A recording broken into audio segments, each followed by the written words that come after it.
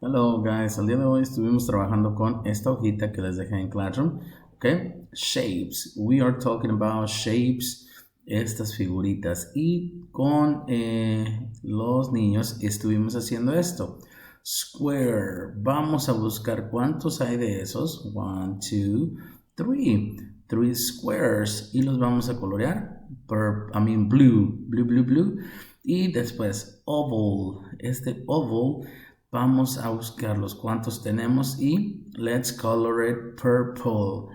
1, 2, 3, 4. Okay, next. The triangle va a ser orange. Orange y tenemos 1, 2, nada más 2. Okay, and the last one.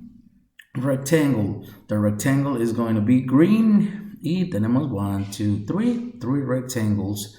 Ok, vamos a colorearlos como los tenemos aquí. Blue, purple, orange and green. Y son square, circle, triangle and rectangle. Very good. Entonces, esto fue lo que estuvimos haciendo el día de hoy. Nos vemos tomorrow Wednesday. See you later. Bye, bye.